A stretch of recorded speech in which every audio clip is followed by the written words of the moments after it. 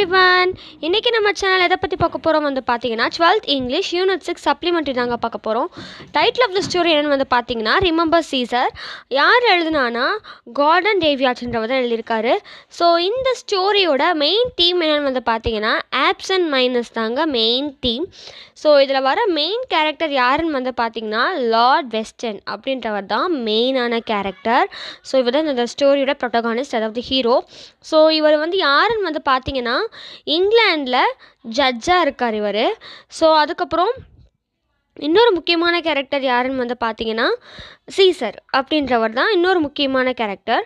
அவர் வந்து மிஸ்டர் சீசர்னு சொல்லுவாங்க. அவர் யாருன்னா நம்ம லார்ட் வெஸ்டன் கிட்ட ஒர்க் பண்ணக்கூடிய ஒரு கார்டனர் தான் அவர்.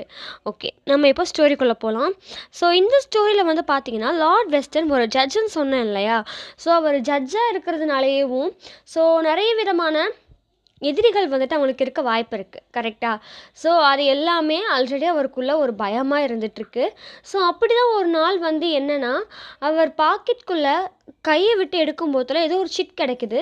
ஸோ அந்த சிட்டில் வந்து என்ன எழுதியிருக்காங்க அப்படின்னா ரிமெம்பர் சீசர் அப்படின்னு எழுதியிருக்காங்க. ஸோ அதை பார்த்த உடனே அவருக்கு பெரிய ஷாக்காக இருக்குது.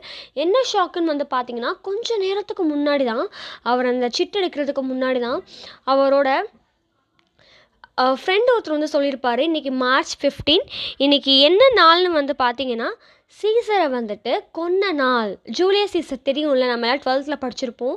ஸோ ஜூலியஸ் சீசர் வந்துட்டு அவரை கொன்ன நாள் தான் இன்றைக்கி. ஸோ அதை பற்றி டிஸ்கஸ் பண்ணியிருப்பாங்க ஆல்ரெடி. ஸோ அகெயின் அவர் அந்த பாக்கெட்டுக்குள்ளே தான் சிட் எடுக்கவும் அதில் ரிமெம்பர் சீசர்னு எழுதியிருக்கு. அதை பார்க்கவும் இவருக்கு ஒரு பயம் வந்துடும். யாருடா அது இந்த மாதிரி சிட்டை நம்ம பாக்கெட்டுக்குள்ளே போட்டிருக்காங்க, அதுவும் இல்லாமல் ரிமெம்பர் சீசர்னு வேறு போட்டிருக்காங்களே, அதுவும் இல்லாமல் இன்றைக்கி March 15 வேறு. ஸோ இன்றைக்கி நம்மளை யாரோ சீசரை கொண்ட மாதிரியே நம்மளையும் யாரோ கொல்ல போகிறாங்க. ஸோ அதனால தான் நமக்கு ரிமைண்ட் அதாவது ஒரு வார்னிங் மாதிரி யாரோ எழுதி நம்ம பாக்கெட்டுக்குள்ளே வச்சுருக்காங்க நமக்கே தெரியாமல். ஸோ நம்ம யாராச்சும் கொல்ல போகிறாங்கன்னு சொல்லிட்டு ஒரு பயத்தோடு ஒரு பதட்டத்திலே இருக்கார்.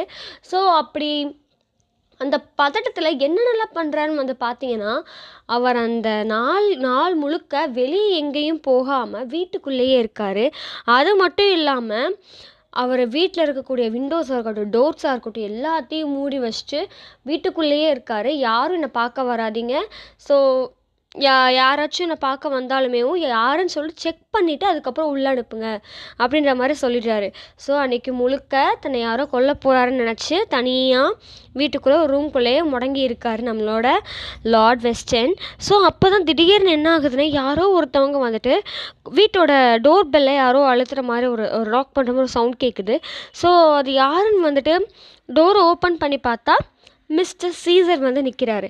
அவர் யாருன்னு வந்து பார்த்தீங்கன்னா அவர் வந்து கார்டனிங் பண்ணுறதுல ஒரு ஸ்பெஷலிஸ்ட் அவர் வந்துட்டு. ஸோ அவரை தான் இன்றைக்கி மீட் பண்ணுறதா இருந்திருக்கு நம்மளோட லார்ட் வெஸ்டன்.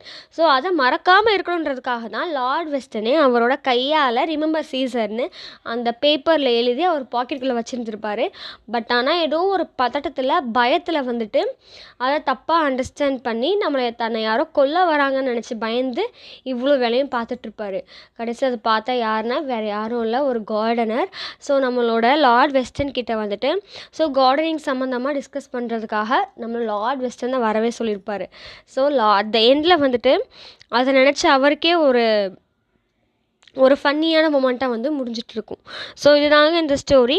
ஸோ எப்படின்னா அந்த ஆப்ஸ் அண்ட் மைனஸ் அப்படின்றது வந்துட்டு நமக்குள்ளே இருக்கிற இன்னசென்ஸாக இருக்கட்டும், அந்த பயத்தை இருக்கட்டும், எல்லாத்தையுமே வெளியே கொண்டு வரும் அப்படின்றது தான் இந்த ஸ்டோரியோட ஒரு மெயின் திங்கும். எஸ், தேங்க்யூ ஃபார் வாட்சிங்.